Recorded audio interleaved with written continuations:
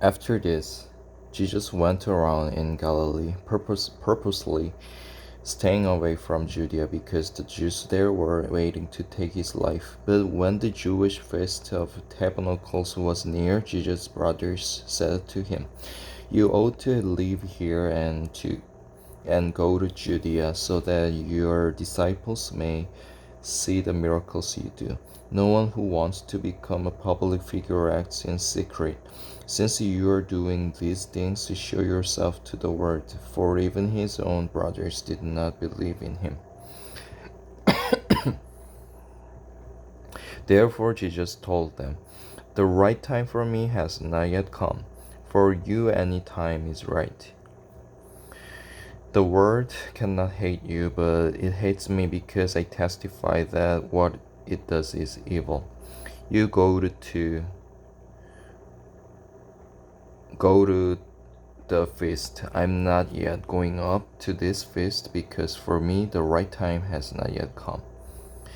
Having said this, he stayed in Galilee. However, after his brothers had left for the feast, he went also, not publicly but in secret.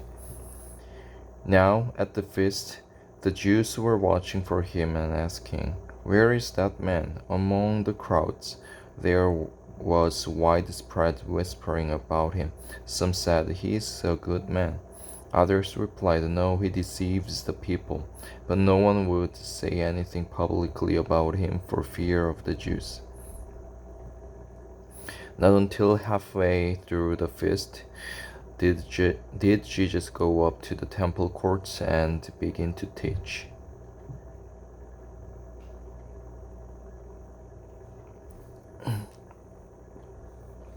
The Jews were amazed and asked, How did this man get such learning without having studied?" Jesus answered, "My teaching is not my own. It comes from him who sent me. If anyone chooses to do God's will, he will find out whether my teaching comes from God or whether I speak on my own. He who speaks on his own does so to gain honor for himself, but he who works for the honor of honor of the one who sent him is a man of truth. There is nothing false about him. Has not Moses given you the law? Yet not one of you keeps the law. Why are you trying to kill me? You're demon possessed." The crowd answered, "Who is trying to kill you?" Jesus said to them, "I did one miracle, and you are all astonished.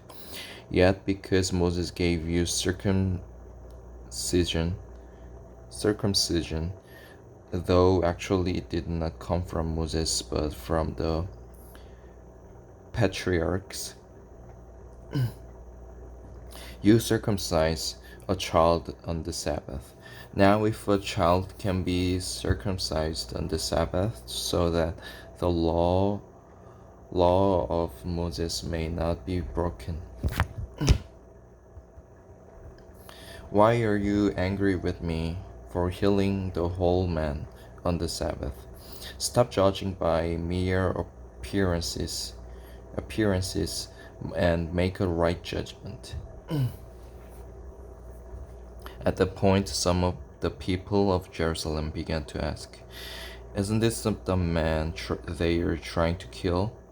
Here he is speaking publicly, and they are not saying a word to him. Have the authorities really concluded that he is the Christ?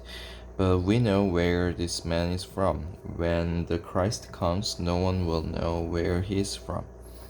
Then Jesus, still teaching in the temple courts, cried out, "Yes, you know me, and you know where I am from. I am not here on my own, but he who sent me is true. You do not know him, but I know him because I am from him, and he sent me."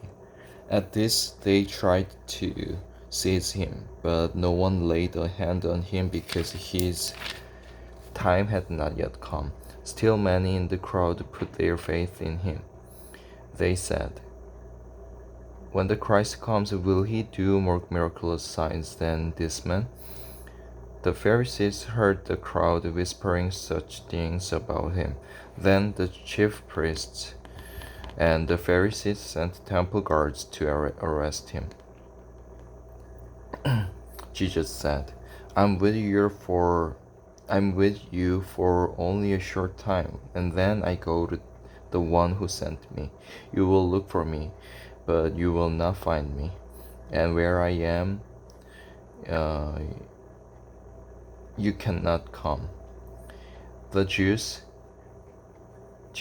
said to one another, Where does this man intend to go that we cannot find him? Will he go where our people live, scattered among the Greeks, and teach the Greeks?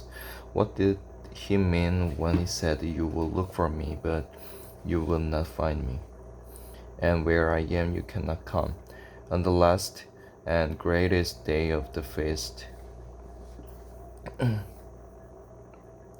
Jesus stood and said in a loud voice, If anyone is thirsty, let him come to me and drink. Whoever believes in me, as the scripture has said, streams of living water will flow from within him. By this he meant the Spirit, whom those who believed in him were later to receive. Up to that time, the Spirit had not been given, since Jesus had not yet been glorified.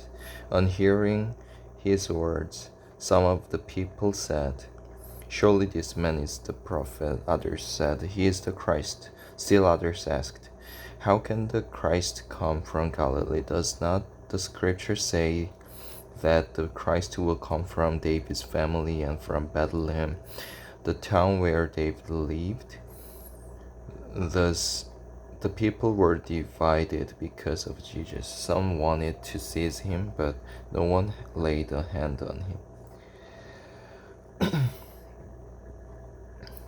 Finally, the temple guards went back to the chief priests and Pharisees, who asked them, Why didn't you bring him in?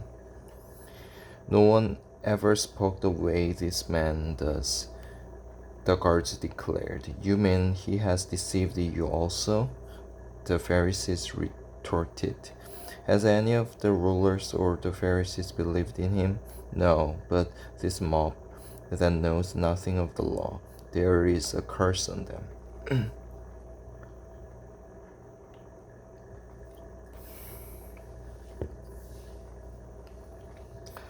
Nicodemus,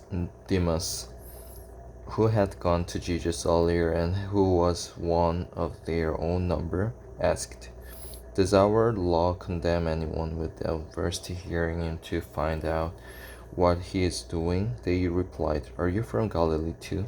Look into it, and you will find that a prophet does not come out of Galilee.